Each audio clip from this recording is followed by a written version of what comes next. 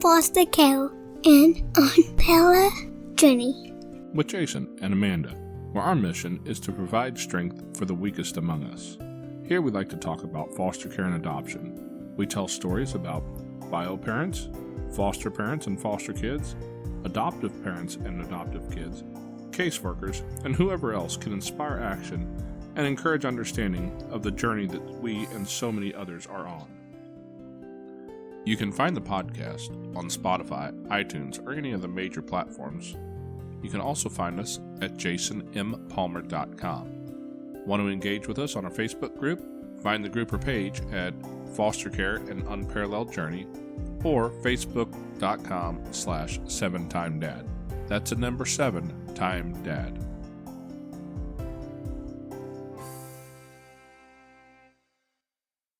Welcome back to Foster Care and Unparalleled Journey with Jason and Amanda.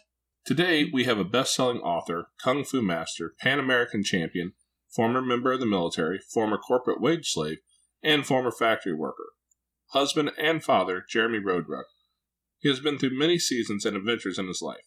Today he's a speaker, author, teacher, and consultant to families, helping parents to teach their children to speak up and own their voice, creating their own emotional safety by improving communication, understanding, and appreciation.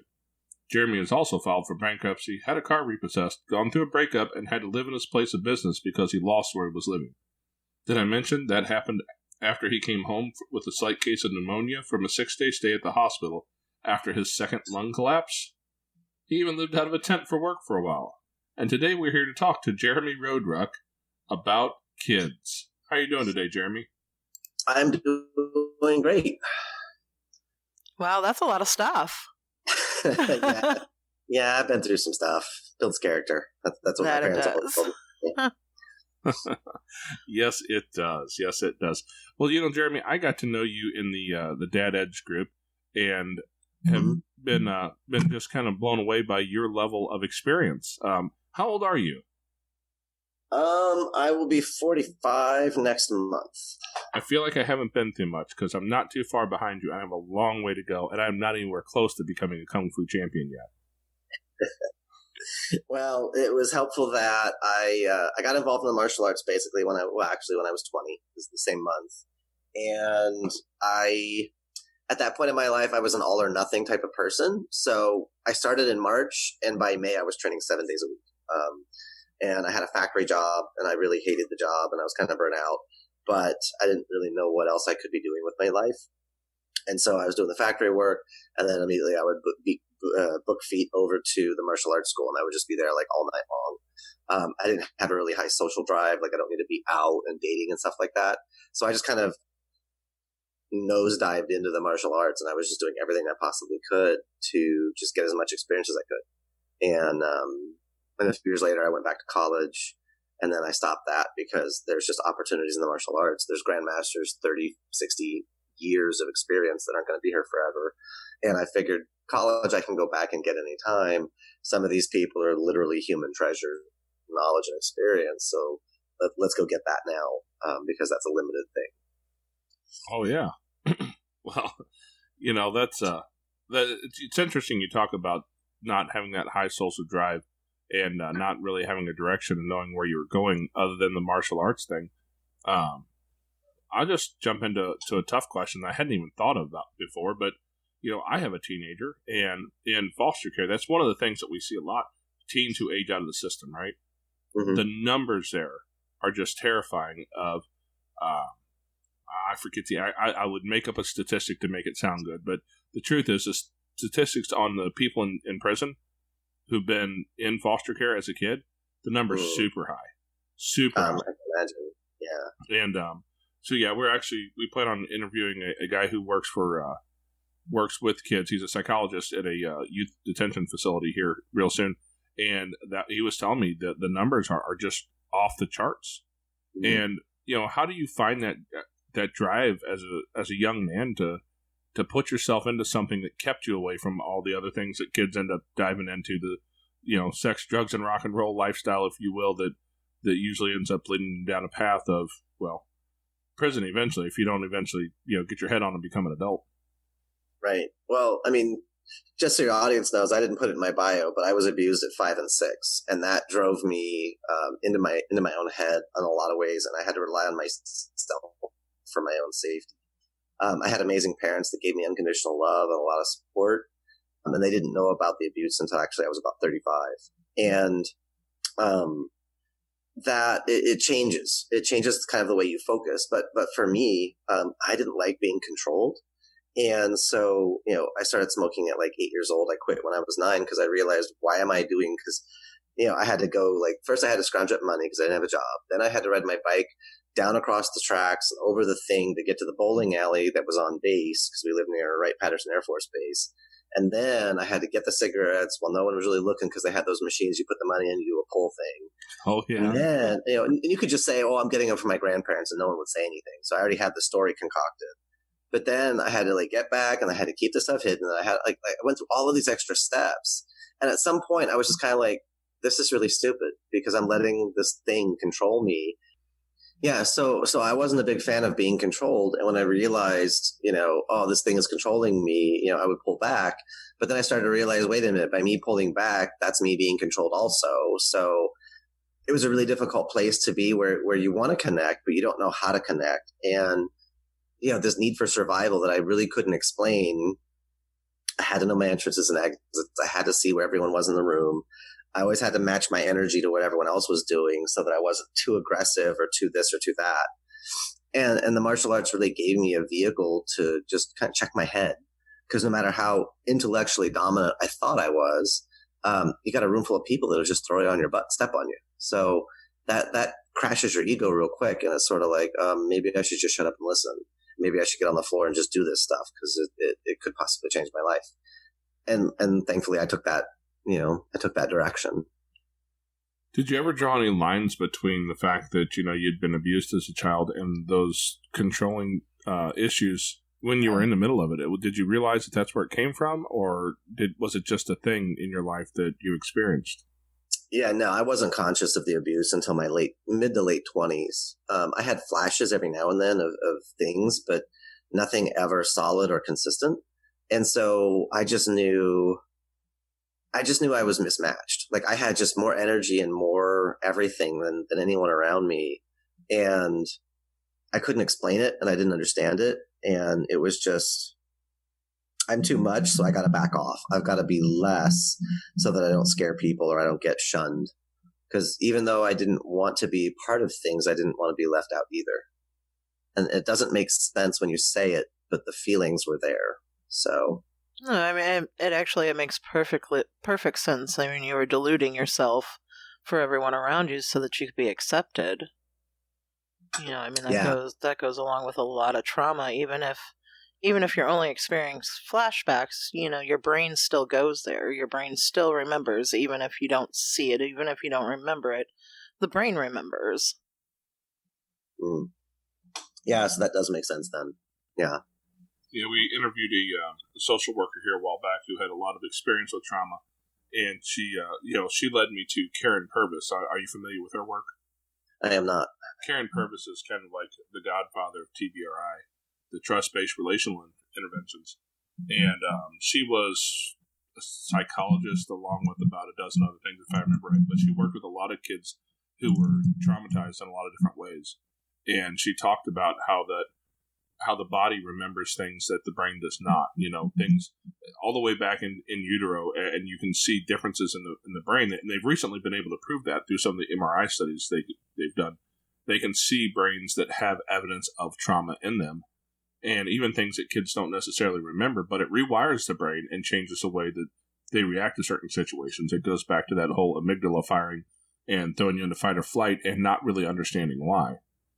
Right. So that's always been a really interesting thing for us as we've been working with kids in care, right? I mean, I don't know if you have much experience with kids in foster care, but pretty much all of them have some sort of trauma in their life. Well, even if they didn't have quote unquote trauma, they have a significant emotional event which shifted their reality because they were in a family unit of some sort that was then taken apart. And whatever they grew up with, they think is normal until they learn that it's not. But still having that familial unit that structure, that familiarity, even if to the outside, hey, that's a monstrous situation, it's abusive. But for the kid, it's like, well, that's what I know. That's my standard. And to be pulled out of that, their brain switches gears simply because of a survival instinct. The world is more complex. I have to be more complex to adapt.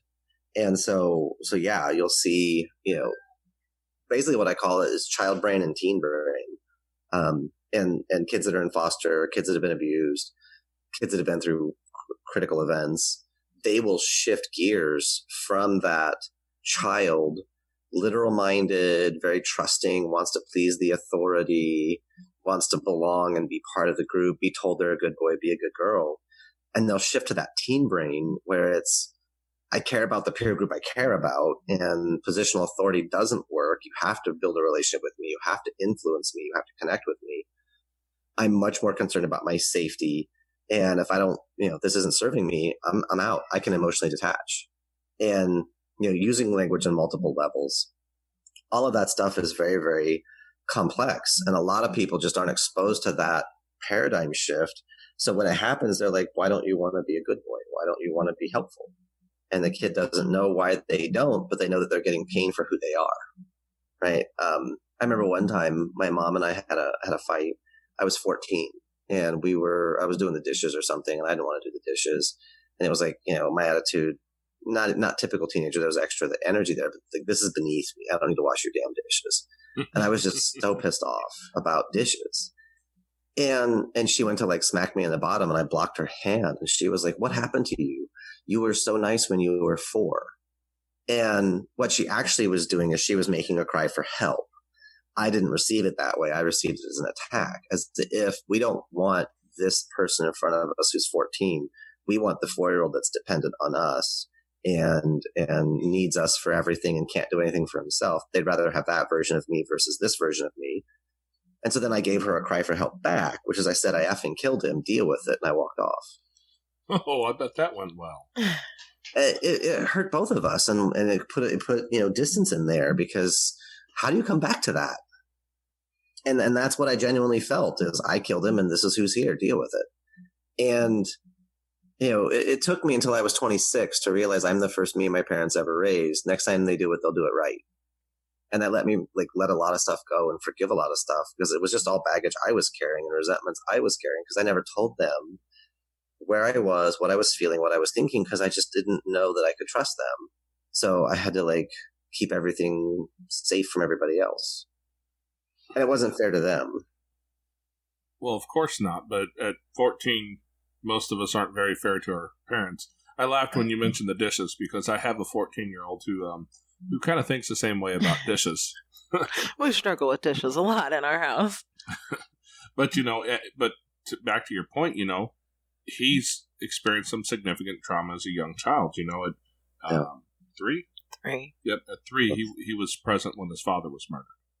And Yikes. so, yeah, it was, and when he came to our house, he came to our house as a foster placement, him and his sister, and they've stayed permanently now. We've adopted them. And we're well aware that the trauma is big, right? Right. And we're well aware that it affects who he is.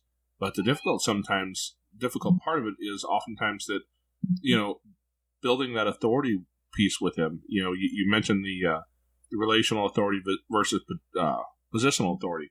And that's something that my wife and I struggled with over the years. We were young parents and we didn't know what we're doing. Turns out when they send you home with a kid, they send you home without an instruction booklet. And then you show up at a foster care agency, and when you pick up kids from there, they don't give you an instruction book either. And, there's not an instruction book for all the things that you're going to see, because, the level and types of trauma you see, oftentimes they don't even know what they're handing to you when they walk in. And so building that bridge has been something that has been a challenge for us, especially with these with the kids who've been through heavy trauma that they can really remember. And that's been a challenging thing. I've just recently, over the last couple of years, and these kids have been with us for 10 years now, and I've just now recently come to the realization that they don't just want to listen to me because I'm the guy in charge of stuff, because I buy the food. That doesn't make them want to listen to me. Nope. And I've learned to slowly build some of that relational piece there. But, can you talk about that a little bit? How you can overcome that idea of positional authority being the way that you go at it. Yeah, absolutely. As I'm listening to you talk, kind of my heart hurts because I'm like, well, there actually is an owner's manual of kids that I wrote that has a money back guarantee on it that lays out a bunch of stuff. I didn't tweak it out specifically to handle trauma, but I could totally write that because it's actually not that complicated. And to say that, it sounds very, egotistical or, full of hubris or something, but it's actually, it's not. So without having met your son, I would want to, if I did an assessment with him, first thing I would do is I would figure out his learning style and communication patterns. And that's a couple of easy questions to get him thinking and get him talking. And you watch where his eyes are going. If when he's telling you stories and he's remembering stuff or he's answering questions, if his eyes are going up, he's going to tend to be a visual thinker and visual communicator. If his eyes are going sideways, then he's going to be more auditory. And if he's going down, he's going to be more kinesthetic. And that's going to change a couple of factors in terms of how you communicate, because people can only process about as fast as they can talk. So if you're talking to someone who runs about this speed when they talk, you have to go about that same speed or you're going to lose them. Kinesthetics tend to talk like that. They tend to be a little bit slower, a little bit more breathy. Visuals tend to talk very fast, be very animated, lots of dynamic movement. So if you've got someone who's kinesthetic and you're coming at them visual, you're going to have this huge mismatch and they're going to feel like you don't care and they're going to distance themselves. So we got to slow down. We got to figure out that learning style. And then the second thing really is the idea of unfortunately, he went through a horrific event. And emotionally, a large part of him is going to be arrested at about 3 or 4 years old. Yep. Even while intellectually, he's much further ahead. He's intellectually at least a 13, 14-year-old, probably more like a 20-year-old intellectually, because he's been running a lot more bandwidth since he was 3. So he's very observant, probably is not afraid of quote unquote risky behavior or what I call adult behavior in pre-adult people. And he's probably going to be a very influential person to the people around him at times too, and not always to a high standard. You described him fairly well. Thanks. And so because of that, part of it is you just level with him. And it's really hard to treat a 3, 4, 5, 6-year-old as if they're an adult. But that's basically what you do is you're like, dude, you live here, you dirty the dishes, we all contribute, we all do different things. Today's just your day to do the dishes. You don't have to like it. You don't have to want to like it. When you move out, live on your own, you can just buy paper plates if that makes you happy. But while you're here with us, if it's not too much trouble, could you do the dishes once a week or whatever the number of days it is, right?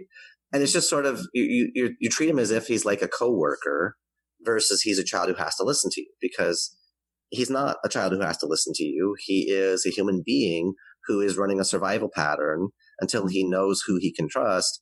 And it's really about until he believes that he can trust. He can know it intellectually, but his heart, that 3-year-old, I'm working with somebody right now and they have an 8-year-old and it's his aunt bringing him into the martial arts school. His mom passed away when he was 4 and he's 8. And he's now starting to attach to her so that when she drops him off for school, he starts to have meltdowns and temper tantrums. It's so he's behaving like an average 4-year-old because he's emotionally arrested at 4. Intellectually, he's further ahead. He's very intelligent. He's very engaging. He's very inquisitive. But on an emotional level, she's a feminine figure in his life.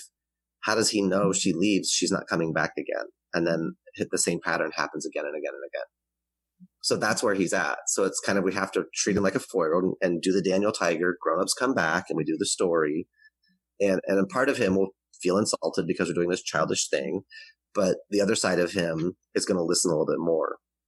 Now, from a hypnotherapy and neuro-linguistic programming point of view, if you want to introduce some concepts to your young man's unconscious mind, you tell him a story about a girl in a similar situation to him. And then you talk through whatever you want to coach to him. And the reason you do a girl is because his conscious mind isn't trying to put himself in the story. When it's a girl, he'll accept the story unconsciously much smoother. And so it's a way to start introducing ideas to people, or start to, the idea that you can trust, the idea that you can relax, the idea that you're safe. You can create stories, at bedtime when you're doing bedtime stories of some sort, or just in general, say, hey, I heard about this person. There was this girl I heard about recently, and she's right around your age, about 13, 14 years old. And, then we changed the circumstances. It wasn't that, her parents got murdered in front of her, but it was some sort of significant thing that he would be like, oh man, that's rough. And, yeah, but what she found was she got herself in this situation with these people, and then it did this and this, and these great things happened. Because you start to put those patterns into his unconscious mind, and his unconscious mind will start to create maps off of that information that will start to influence his behavior as life goes forward. Wow. Yeah. You mentioned the speed of conversation earlier. That's one of the things that really has connected with he and I lately. I've noticed that, if I take the time to sit down in my office chair here and talk to him, because I'm lower than him, and I have to look up, that helps. And when I slow my cadence down, and I'm not a fast talker anyways most days, but when I slow my cadence, take some time, some longer pauses, and communicate that way, and really intentionally control the level of my voice, I find that he mirrors the level very, very accurately. If you get excited, and he's had this problem with teachers at school, if a teacher gets excited with him, gets upset, if they start to raise their voice with him, he's going to immediately respond the same way. And I've talked with a lot of these teachers, and a lot of them have been great about helping. He has one particular teacher, and she's kind of the belief that all kids should learn the same way, I think. And, yeah, you laugh. It's not I very laugh. fun. She doesn't laugh. I get it. She has a classroom with 20, 30 kids in it. She can't possibly learn all of them that well. And I look at it though, and I say, but here you go. Here's the story. This is a traumatic story, and it changes who he is significantly, and it changes how he will respond to you. And I tried here are the keys to how you can be successful with him. And it just doesn't seem that she wants to hear that. So unfortunately, it's the one class that he struggles with constantly. His grade is always super low in that class. And, he went through a couple of years really struggling with the grades until we tied football to the grades, because he is he's an athletic kid, and he loves football more than anything in the world. And I said, hey, I know the school says that you can't play football if you have more than one F. Dad says you can't play football if you have an F. So you got to be passing on your classes. I'm not requiring A's. I'm requiring effort. You have to be passing. You don't have to work that hard to pass a class, right? I'm not trying to be unreasonable with you. And but that's the one class that's the dichotomy he struggles in, is that he really does not want to perform in that class at all for her. And I believe it's because of who the teacher is. They butt heads constantly. And that's a struggle, is finding sometimes the educators who are willing to open up their mind to the fact that not every kid is as simple as, just give them the information and they can learn it and they can do it if they just sit down and put their mind to it. Because, we've talked for a long time about how he is emotionally arrested at a younger age, for sure. Mm-hmm. And that's one of those things that I think more people need to be educated on, especially people in the school system, because, my God, if you don't realize how many kids around you have been, abused, who have been hurt, who have gone through significant trauma at a young age, you're just not paying attention. And if you're going to be an educator, you have to be willing to step into that and reach it to a different level for different kids. Yeah. Well, the challenge is when you have a teacher who's running in positional authority, and because I said so should be all that's necessary. And the problem with that is that's no genuine relationship. And the minute they turn their back, no one does what they say, because the fear of anything is meaningless. And so it's, part of it, it's good that you tied football, something he cares about, into his performance. That's influential leadership. Look, and not punishment, but just like motivation. Like, dude, I would love for you to play football. Here's the standard you got to hit. Now, with this particular teacher, part of the conversation with him is, look, you don't like her. We don't really like her. But sometimes in life, you've got to learn how to get along with people you don't like and make the best of a bad situation. The more you dig your heels in and make this painful for you and for her, is that going to help your case, or is it going to make life harder? And I leave that open frame and I wait for him to answer, because then his brain has to make the synaptic jump. he has to build the new network and the new logic flow to go, oh, I am making my life harder. Okay. I'm not saying you have to like her. I'm not saying you have to get down and kiss the ground she walks on, but pay attention to how you're showing up in her class. What energy are you giving her and how can you change it? She's very easy to control. If you just shift what you're sending her, she will respond. Yeah, and I think it also doesn't help that, his father was murdered, but his mother is still alive and kind of around the area somewhere. And, he'll hear stories from time to time about her. But I think there's a lot of that abandonment issue in there as well. I think he's probably holds a lot of resentment towards her, probably in his subconscious mind. And, he and I can sit and have a conversation and really talk through some deep stuff together. And, but he immediately, with Mom over here, he and Amanda do not have that calm conversation a lot of times because it seems like he's always looking for a fight to push her away. And that's another thing I see with a lot of kids in care is they have a hard time trusting, and they're busy trying to push away. And it's such a challenge to learn how to get a kid to trust you because, not just this one particular kid, but, we've had close to 20 come through our house over the years.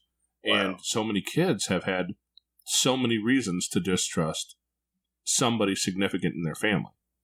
And building that piece back up is such an important thing. Yeah, absolutely. I mean, the biggest things with trust is going through a moment of crisis and having each other's back, and that they can, you gotta think about how we process. They could see it, they could hear it, they could feel it, they could understand it, / they could know it.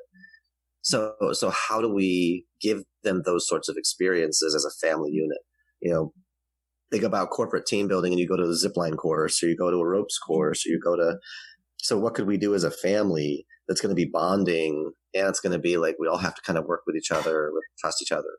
If you have the capacity, go sailboating, and working a sailboat as a family, you have to be a team and you got to like control where the sail is going and the depending on the type of boat you're in or ship you're in. They got the board that goes down to make a better depth. And so, but go to play putt golf, going to like laser tag or, any of those kind of things where it's like, as a family, we do stuff, then we can separate out into small pods and we can come back together and share stories. But it's the idea that you're creating a heightened emotional experience, but it's also very positive. And it's a lot of, just being able to count on each other to be where you are, where you said you were going to be, when you said you were going to be there. And so that gives each other a sense of certainty about when you say something, you mean it. And with kids that have been through trauma, sometimes it's hard because you don't want to cause them pain, but you've got to hold them accountable to stuff. So it's like, dude, here was the consequences of your actions, good, bad, or sideways. And I got to hold you to that because a deal's a deal. So one thought on that is something I actually learned from Alison Armstrong. There's basically, you go through several levels of when you ask for stuff and you tie your consequences in there over time. So the first thing is you think about levels of energy and connection. So a level 1 of energy is you're present, right? You're not on the phone. You're not disengaged. You're just open and available. So that's kind of where we want to be with each other as family members. And then energy level 3, we're going to ask for something. And when we ask, we're going to say, hey, I need this. Could you do this? Whatever. Say the thing. And when you ask also, here's what it'll provide. Here's what it looks like. Here's what it'll allow me to do. Do you need anything from me to be able to do that? So it's kind of like 5 little pieces to that. Then after you asked for it, you give it some time and it gets done. Awesome. Celebrate, high fives, hugs and kisses all around. If it doesn't get done, then you're going to go to a level 5 and you're going to insist. Hey, remember that thing I asked you to do? Yeah, I'm going to need you to get that done. You got about another day and then I gotta have it. And then if they don't get it done, again, if they get it done, high fives, hugs and kisses. If they don't get it done, we go from insist, we go to demand, which is like a level 7. And when you demand, you also put in the consequences of enforcement. Hey, look, you told me you were going to get this done. I'm keeping you to your word. I really am relying on you to get this done. And if you don't, I don't know that I'll be able to trust you with these sorts of things again. I don't know that I'll be able to rely on you. I don't know that I'll come to you. I don't know that I'll whatever the consequence is. Right? And then level 10 is now enforcement. And you give the consequence of whatever the consequence was. And the idea of this is you have a steady escalation of intensity to your requests and clarity on consequences. I say what I mean and I mean what I say. And even if kids don't like that consciously, emotionally, it gives them certainty and it makes them feel safe because they know when mom or dad says X, that means X. I can trust that. I can hold on to that. It's a life raft. I won't like it. I'll argue about it, but it's super powerful. I like that because I was raised in a family where, you know, the idea was more you do this or else, and the you do this or else were very closely tied together, and there were no steps in between. And, you know, that worked out really well for the time when I was in the military. And, you know, when I went to basic training and they said, I want a hole right here, and I want a 6-foot hole right here. And, you know, they came back and they said, you dug it 6 foot deep, not 6 foot wide. And so you dig it out 6 foot wide. And they say, why'd you dig out a round hole? I wanted square. So you dig the corners out. And they come back and say, I wanted the dirt over there. It was just a matter of you give me a demand and my job is to jump to it. You know, what's the old Army saying? Yours is not to question how or why. Yours is but to do or die. That's and right. I lived that mentality growing up. I lived that mentality. You know, when my older kids were younger, our oldest son is 21 now. Our oldest daughter would have been 23. And so I lived with that mentality being my primary mode of engagement with the kids when my older kids were younger. And I see now, especially that we deal with kids who have been through some significant trauma, that tends to cause more pushback than it does success. So I really like the idea of having some steps built in there. Yeah. Well, go to your emotionally 3-year-old, 14-year-old, and just immediately from 0, hit him at a level 7. Do this or you're going to get this pain. What is that going to do for him? Is that going to get him to stay in his rest and digest, I got this? Or is he going to go into fight or flight? He goes fight or flight pretty fast. Yeah, because you're going from 0 to 7 out of nowhere. Of course he's going to go to fight or flight. Anybody would do that unless they've been conditioned like you were over childhood. So yeah, this whole idea of 3, 5, 7, 10, 1, 3, 5, 7, 10. You've got this scale that you can kind of play inside. So you realize, oh, I am coming at my kids like I'm starting at a 5 or I'm starting at a 7. Going, oh, I am coming at them a little more intense than I need to. Just because you were raised a certain way doesn't mean that has to be the standard forever. Absolutely not. There's a lot of the pieces of my childhood that I look at and go, yeah, I don't think that was maybe the best way to do it. My parents might not have had the information and experience and pieces that we have access to now. I mean, we live in an amazing age where, I can get online and learn all kinds of things that my parents had no access to when I was a kid. But, absolutely. Because I have that additional information now, it's my job to start to learn some of that. And I'll be honest, I don't claim to be a genius. I've started to learn some of what you're talking about a little bit just through guessing and trying different stuff with my son. And especially with my son, I've learned that if I will phrase things in a different way than just saying, hey, go do this, go take the trash out. If I just walk in and say, hey, bud, can you go get the trash taken care of for me? It's starting to overflow. I get 2 totally different kids. And I was raised basically in what was very close to a religious cult, if you will. So I had some emotional stuff go on in my life that didn't leave me as a very terribly emotional adult, we'll say. And so this kid, though, he is a very emotional kid. And that's been a disconnect for he and I to be able to communicate because I don't communicate the emotion very well. And sometimes, even he was 4 at the time, I think, 4 or 5 at the time, this little kid taught me this super important lesson. He came over to me when he was upset about something. I was talking to him and he breaks down in tears. I said, what's wrong, buddy? He said, you're mad at me. I said, I'm not mad at you. I'm just talking about it. He said, no, you're mad at me. Like, he was adamant. And I went, huh? And he says, no, you go like this, and kind of furrowed up his brows and pointed to that wrinkle in between your eyes. And he said, when your face does this, that means you're mad at me. I said, no, buddy, when I do this, that's just what I look like when I'm thinking. And it was amazing how much a kid could pick up, though, that to him that looks like anger. And I was communicating to him. I was mad at him regardless of what I said. The words had nothing to do with it. The tone of voice had nothing to do with it. He couldn't hear anything but that ability to speak to his emotion. And the fact that I was speaking the wrong language at the time to his emotion, really taught me that, hey, I've got to watch this with these kids because so much of what I say isn't heard. I mean, they hear it, but they hear more what they see and what they watch me do, and they believe what they think they see. And sometimes that's truth is what they're saying, and sometimes it's not. Yeah, that's that kinesthetic filter, right? Because he's keyed in on your body because are you going to attack me or not? And so he's reading your body. The other thing too is little kids, and he's a little bit of a jumble because of the trauma at 3.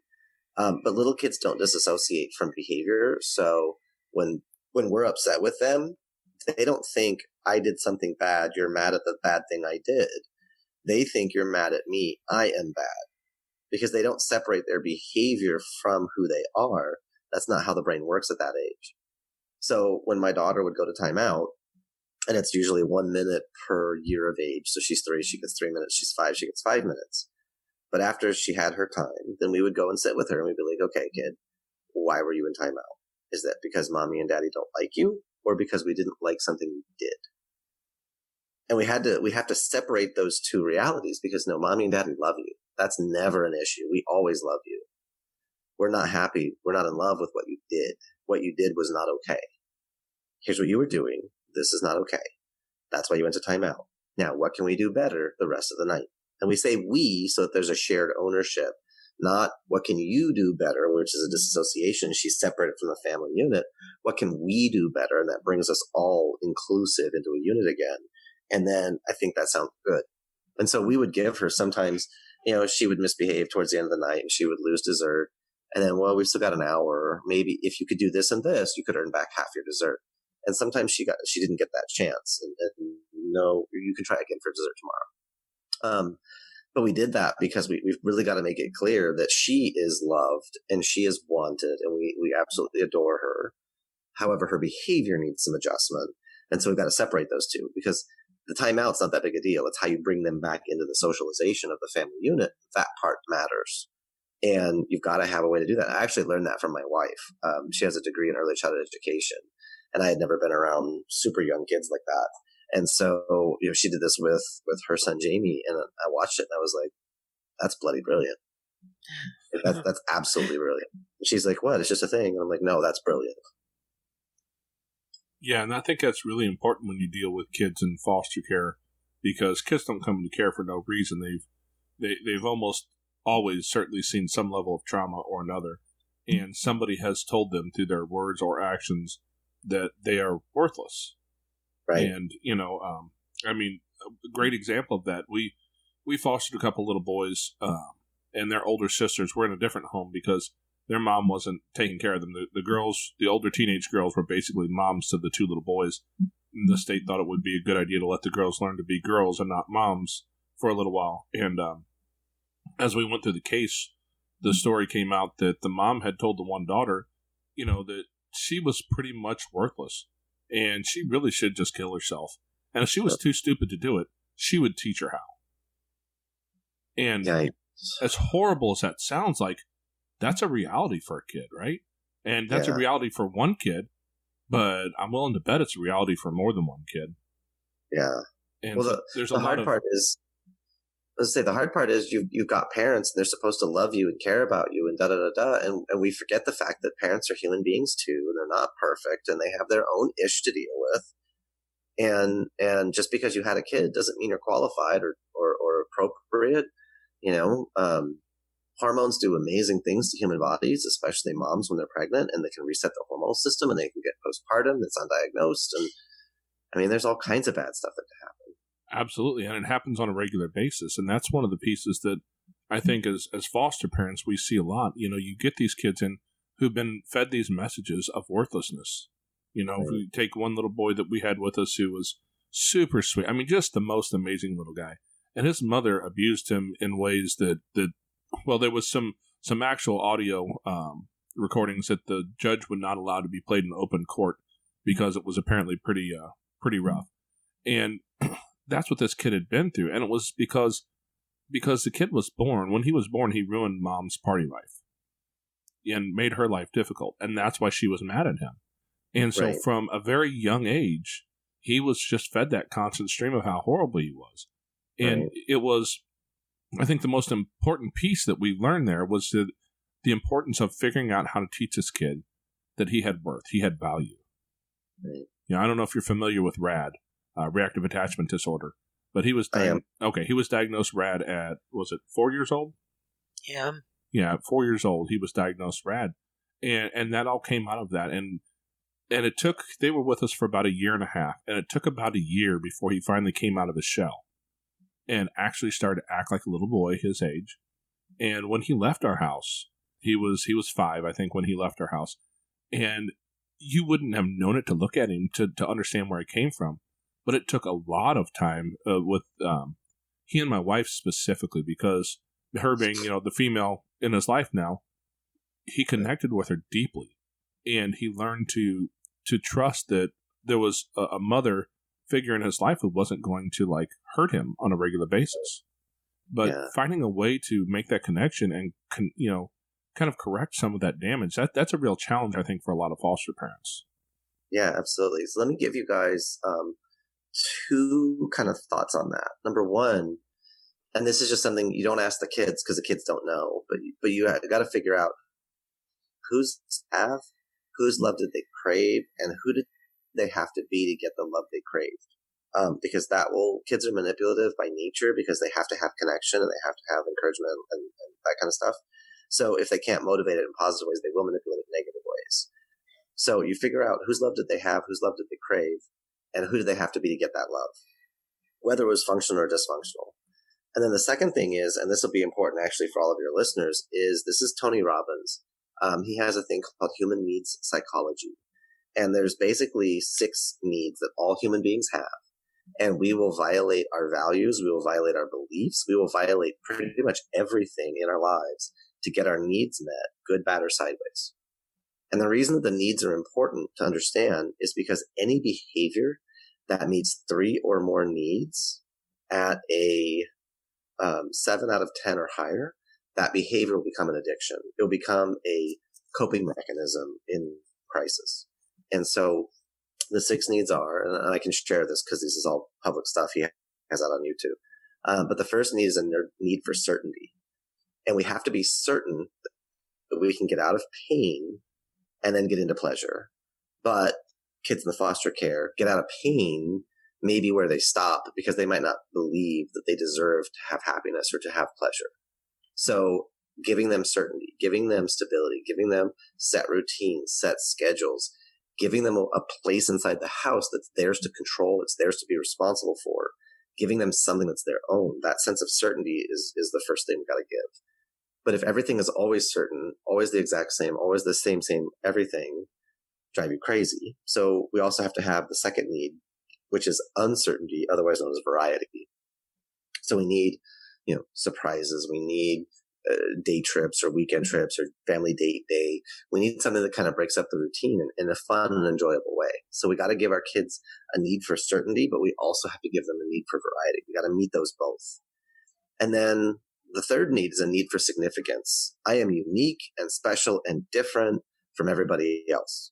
So got to have that need for significance. But if that need for significance gets too far, nobody understands me, no one knows my pain. That's how you lead towards suicidal ideation, is too much significance.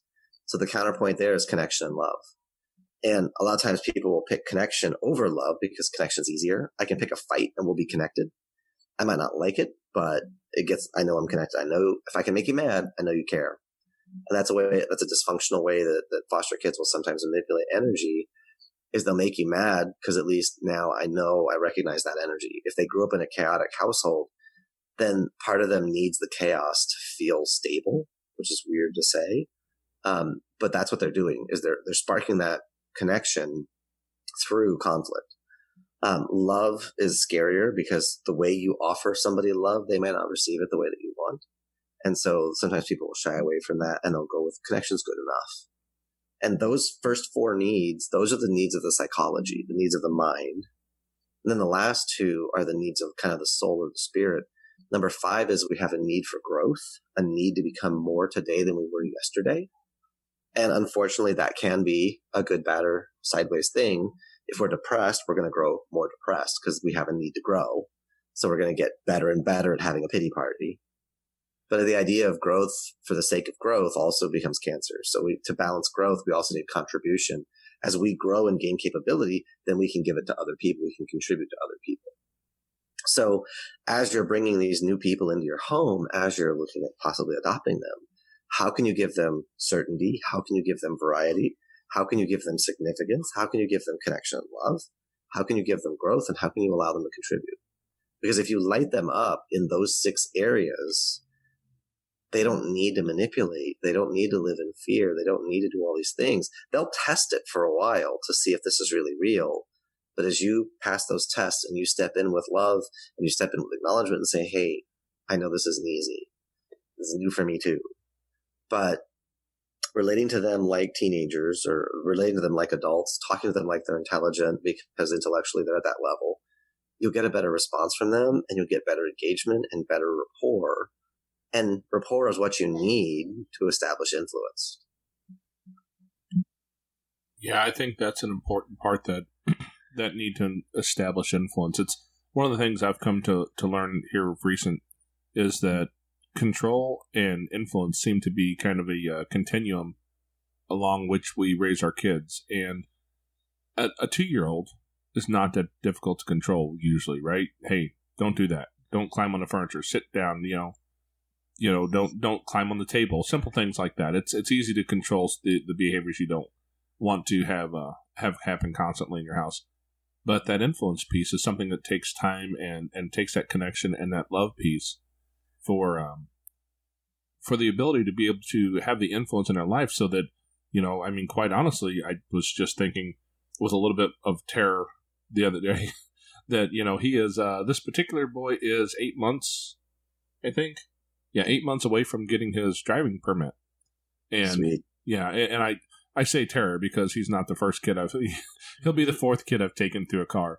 And I think I gain at like 6 or 7 years of age every time I do it. my 3rd oldest, I taught him to drive a stick shift, and that added a whole new level of terror to it. But, that's awesome. But the thing is it won't be long before he's out driving on his own, before he's out experiencing life without any adults there to control him. But what he will be experiencing is the influence that we've been able to have in his life. And it's a thought to me that I'm really responsible for figuring that influence out today so that when it comes to be, whatever it is, 2-3 years from now, when he finds himself in that place where there is that party, where where alcohol shows up, where drugs show up, where all the choices that we'd like to think we know what we've taught him to do to have a life that's going to be what he wants, that I can't control him to do that. But maybe the influence that I can give him at a young age will change that. And that's a real challenge for me to let go of that control, because as a human, I think we all have that need for control, that need for certainty you were talking about. Like, I believe somewhere deep in my heart that I can control my kids, even when I know it's not true. Yeah. They're going to be free agents. I mean, that's the metaphor I keep in mind is, 18 years old, I'm delivering a viable product to market, which is a healthy human being who can function and actually run their life versus be a 20-ager or a 3rd-ager. Yeah. Yeah. And that's, and the thing is that's a challenge as a parent, right? Just as a parent, that's a challenge. But for the people who are raising foster kids or who've adopted kids, you have another level of trauma that you have that influences every piece of that. And so it's an interesting thing to experience when you realize that this is more complicated than raising your typical teenage kid that you had. It's just as challenging in all the same ways, but there's extra pieces that you may not understand, and learning that is a great thing. So I really do appreciate you, dropping lots of knowledge on us here, because that's one of the things we have to figure out how to do better at a young age, because I don't care how good you are at it, there's probably a way you can do it better. Yeah.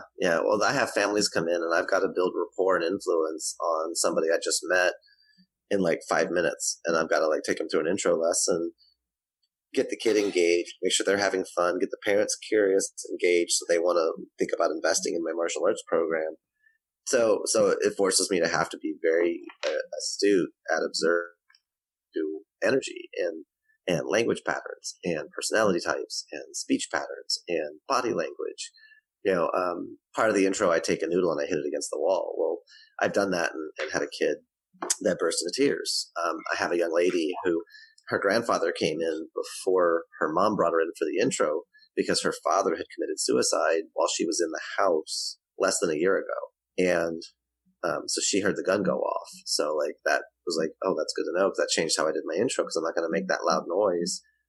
I made a different kind of a noise, but we've still got to desensitize her or break the association between loud noises and her father. Because otherwise, at some point in her life, she's going to hear a loud noise and just completely re-traumatize and collapse, and no one's going to know what's going on. So we've got to kind of decouple that anchor, but also do it in a gentle, loving way versus forcing her to relive the trauma and stuff. So it's I think the big thing is sensitivity and awareness, and being just willing to adjust, being willing to calibrate, connect. Yeah, that's great. I appreciate you, coming in here and talking to us about this today, because there's a lot of pieces of this that's really confusing. It's really difficult, and it's not the way our parents raised us. It's just not the thing that feels natural all the time as well. So, we can really use a lot of this information. I know you mentioned earlier that you had a book that you had written. Can you tell everybody how they, what the name of it is, how to get a hold of it? Or yeah, absolutely. Yeah. So it is called Your Best Child Ever: Is This Game Worth Winning? And in my now 25 years of working with families and kids, all kids play games and all kids tell stories.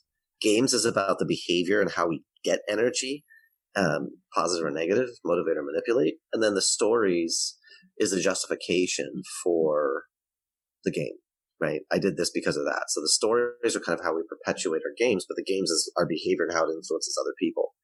And so it's available on Amazon. I'm the only Jeremy Roadruck on the internet, so that's helpful. You can go buy it, or you can go to bit.ly/freebook_your best child ever, and capital letters on the first word of capital F, free, capital B, book, all one set of text, underscore, capital Y, your, capital B, best, capital C, child, capital E, ever, and put in your email. And then the very next page, there's a download for the PDF version of the book. So you can just go get it for free and read it. It's the only parenting book I know of with a money back guarantee. And I wrote it and I made the free version just because it's taking too long to get the information out, and doing the whole, oh, it's free, but pay the $7.95 shipping and handling. You know what? Heck with it. Here's the book. Go download it. Let's talk. And what can I do to help? And that's really where I'm at with it now. Because I do coaching for families. I see so many people struggling. It doesn't have to be that hard. And so I go through the book and I lay out, what are games? How do you build them? And then I give 12 examples of games that people can play. That sounds great. And the fact that you're giving away a copy, just tells us that you're not a guy out there just trying to make money off the world. And I mean, I really appreciate that, because, a lot of families in the foster world, that regardless of what you've heard on the news, we're not making big money off it. We're not getting rich doing this. So anybody who needs that help, it's hard to find sometimes. So, where else can people find you online or with your family coaching as well? I have theparentingprogram.com is one place where I have stuff. I'm out on YouTube, Kung Fu Guy Jeremy. I'm also on Facebook is where I'm most active, which is Jeremy R. The Kung Fu Guy is my main profile, although there's a Jeremy Roadruck official page. I'm less active over there just because I forget to go post over there. I'm like, I'm over here doing stuff. And then I have a group. It's called Win/Win Parenting. And it's a small group right now, but people are more than welcome to join in there and ask questions. And, I'm always around. So yeah, I've got stuff like on Instagram and Twitter, LinkedIn. I'm not super busy in those areas right now. Mostly Facebook, YouTube. I have my own podcast, The Parenting Program. So yeah, that's where we are. Yep, that was going to be my next question is the name of your podcast, because I know I have spent quite a bit of time sitting and listening to that as well, because that's been one that I've liked. I've enjoyed listening to and learned quite a bit from. So sweet. Well, we appreciate you coming in and spending your time with us today, Jeremy, and we will make sure we get this information out as soon as we can, because you have a lot to add to the world, and we appreciate your willingness. Well, thank you. I appreciate that. It's nice to be helpful.